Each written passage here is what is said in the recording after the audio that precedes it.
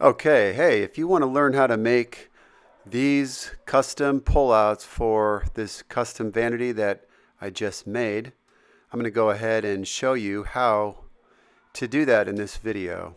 And stay tuned for the custom vanity build as it will be coming out soon, but I just wanted to show you these really cool drawers that you could use in your kitchen or your bathroom cabinets. And they are pretty sweet. One includes an outlet with USB. Stay tuned. Okay, as always, it starts with a little bit of a drawing, and you can see very clearly what I'm going to be doing here. These are going to be 4 pullouts, 2 for the left, 2 for the right. The same width, both 19 inches by 18-inch depth by 4 inches tall. The only difference is that the ones on the left are equidistant to that cutout in the middle. They are going to be about 6 5/8 to that cutout, whereas the 2 on the right are going to be slightly different because of the location of the plumbing. Everybody's house is going to be a little bit different. So make sure that you measure these. And frankly, I put the vanity in and made sure he had all the plumbing in before we made these. So if you're doing this, it's better to do it that way than to make these pullouts and then have the plumbing go in a little differently than you thought, and the pullouts won't work. So I'm going to go ahead, utilize rabbet joints for these, front and back, and I'm going to make this drawer as a normal drawer. And then I'm going to show you how I'm going to take that normal drawer and make it into this U-shaped under sink vanity drawer. So let's go. So the material choice for me is Baltic birch, 5/8 thickness, and solid material would certainly work fine. If you have solid material, that's absolutely great. My particular lumber yard is a little low on solid material that's actually nice and flat, so I decided to go with Baltic birch, which I actually like to make drawers out of. And it also matches the customer's existing bathroom vanity that they already have, so it was a great choice. Let me go ahead and switch out my blade to a dado set, and this dado set is going to be about 1/4 inch up from the surface of the table saw, and it's going to be exactly sized for a 1/4 inch bottom. If you're using 3/8 or whatever size thickness bottom you're using, go ahead and size it accordingly. I like to use the stacked dado set, but you could also just use a regular saw blade and make successive passes in order to create that 1/4 inch wide groove. Here you're seeing me measure, making sure that I'm going exactly 1/2 inch from my fence of the rip fence to the blade. That 1/2 inch is necessary for undermount slides that I am using. Of course, always making a test pass to make sure that we're good, making sure that this is the right width groove to fit the bottoms. Once we have the size dialed in, we'll go ahead and make all the rips on all the parts. We definitely don't want to rush this. We've got to make sure that everything fits right. Okay, I'm going to go ahead and run all these parts now. It's a lot easier to do this before we cut everything to length. Okay, at the miter saw, we can go ahead and trim everything to length. It's really nice to have a very, very good blade in this thing and just make the cuts. One thing you'll notice is that the cut is clean on both top and bottom. This is critical. If your blade does not cut very cleanly, you might want to use a different method to cut these. But this particular blade is amazing and it cuts very, very nicely. So I'm going to go ahead, mark this up, and use my stops to make some repeated cuts. Of course, I'm making 4 drawers, so there's going to be quite a few repetitive parts. And these stops are absolutely invaluable. After all the parts are milled up, I need to dado in the rabbets on the fronts and backs of all the drawer parts. I'm going to use my table saw with the stack dado set in order to do that. Now, you're going to have to put a sacrificial fence on your rip fence in order to protect your rip fence. I have this nice sacrificial fence here. I'm going to go ahead, tighten it down, and then I'm going to get rid of the hold down, as I don't need that with this particular operation. Of course, you could always keep this on, but it's just going to get in the way. The first thing you want to do is you want to set the thickness up for that rabbet, and it is exactly the thickness of your material that you're working with. So in this case, I'm working with 5/8 inch Baltic birch, so I want to make sure that that tooth on the far left side of that dado set is flush with the outside of that 5/8 material. If it's not flush, if it's set in or out, that joint is not going to be good. As with any joinery setup, you want to make test cuts to make sure that your joint is perfect. So after I dial this in, I get it nice and perfect, I'm ready to run all my parts. Run one side and then spin it around, run the next. The other option to use a miter gauge instead of doing it the way I just did, if you use a miter gauge with a extension piece of wood, that piece of wood's going to protect the back so that you don't get blowout. And that's really nice. It's also going to make it a little bit safer and a little easier to do. Let me show you how I do it with the miter gauge. One thing you'll note also is that with this piece being 4 inches wide, some people may not feel comfortable doing it like this, and I can totally understand. If you feel more comfortable doing it with a miter gauge, that's the way you should do it. Always go by what you feel comfortable with. And really quickly, let me show you how I do it with the miter gauge if you want to do it this way. One thing you'll also notice is that if you go slower, you'll get better results. Now I'm going to go ahead and remove the back of each drawer. I'm going to take away the bottom. And to do that, I just go off the groove and raise the saw blade up and remove it. These are all those parts that I just removed, and those are going to go in the trash. So now we have 4 back parts that don't have grooves in them. We're going to go ahead and start assembling these, but before I do, I need to go ahead and sand this. As you can see, this is just the same as it was before on the fronts and sides.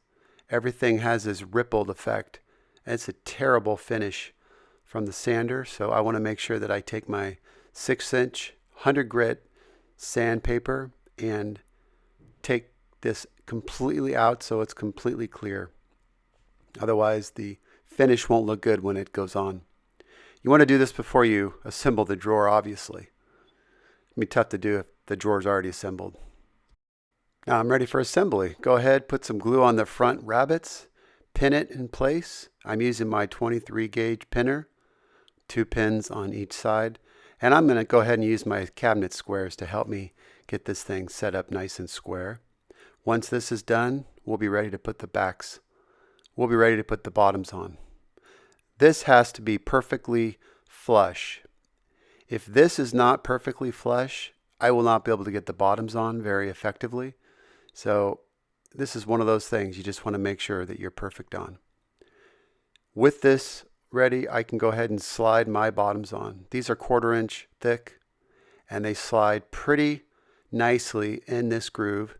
As you can see, there is not a lot of room, so it needs a little persuasion, but this is the kind of fit I want. To protect the back edge, I'm just going to use this block of wood as I tap it with a mallet. Get it nice and tight, and then we are going to be ready for the final steps, which is going to be stapling these guys together. See how nice and tight this is? That's what I'm looking for. No rattling. I'm going to go ahead and mark these out, as this is really important to do. I want to make sure that my saw blade does not interfere with my staples that I'm going to be putting in here. I would hate to hit a staple. So I'm going to go ahead and mark both sides and note exactly where the position of my saw blade is going to be. And then I'm going to draw out little circles. Those are going to be my indicators for the staples. It's a good time to take a square measurement. Just make sure that we're good. And a little close up here. That's my mark. Both drawers are going to be a little bit different, both sides. So this is for the right cabinet. And as you can see, I put a mark right there where the staples are going to go. And that's going to be clear of my saw blade. So that's where I want to staple. And I'm putting 5/8 staples in. And these hold really well. You could also use screws. Brads would work also, but this is definitely a much stronger connection. So I prefer this method. Okay, up until now, it's just building regular drawers, but this is going to change everything when we cut this out for the pipes and the water supply and all that good stuff. So I'm using the sled on my table saw. Of course, there are many ways you could do this, but the sled to me is going to be the best way. And I'm going to utilize my stops, of course, and I got one stop for each side. I'm going to do one, put it on the other side, and do the other. It's very, very simple. Just go slowly and make sure that you keep constant pressure as you push this through, and then go all the way through, and now you can lift it out and pull the sled back. You want to make sure that you remove the drawer before you pull it back. Now do the other side. Now, this part is the same function. It's just that we want to make sure that we don't go too far. So I put a mark on the wood as to how far I want to go. And I kill the table saw, wait for it to stop, and then lift it out. Repeat that process after you do the first one. Now you can do all 4 drawers. Now here I'm measuring the table saw blade as I want to make sure that I end up perfectly in this area right between these 2 saw curves. So the width of the table saw blade is really critical because I'm actually going to be plunging this thing up through this drawer bottom. And I'll show you that in just a second. Okay, here it is. Drop the blade down. What I want to do is I actually want to lift this over my splitter, pull it all the way to my stop block, and the stop block is set so that the saw blade comes right up through the bottom, right onto those lines right there. So I'm going to come in kind of in the middle, and I'm going to go forward and backwards until I basically remove that center section. And this is one of those things where I'm just coming up slowly to make sure that I've got my stop block in the correct place. Remember, this is really going to have a massive effect on the overall fit of everything. So if this is not right, there's going to be unsightly gaps, and that's not going to be good. Now I'm just going to go back a little bit. Now I'm going to go forward and remove that guy. And I'm going to go back and remove that one because it didn't get removed the first time. Right there. If you go too far, you're going to cut too far, so a little less is better. You can clean it up with a handsaw. And slide that out. Wait for the blade to come to a complete stop and remove it out. You can see how nice that is. This method worked extremely well.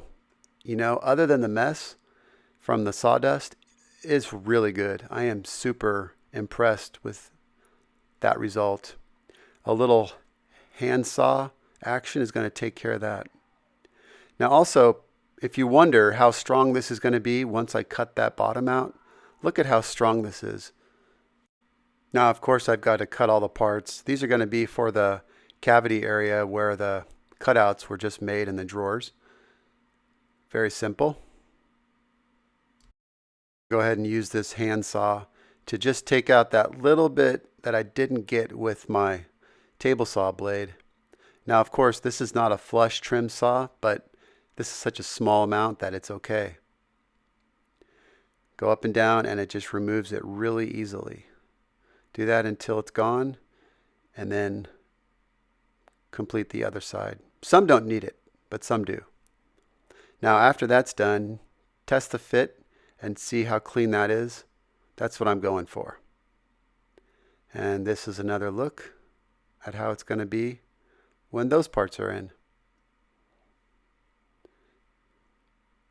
Now also, I want to make sure that I put pockets back here to attach the back. So I'm going to go ahead and drill these. I couldn't do it before, obviously. The piece wasn't cut in half, so I need to go ahead and do those now. And this is the best way to attach those.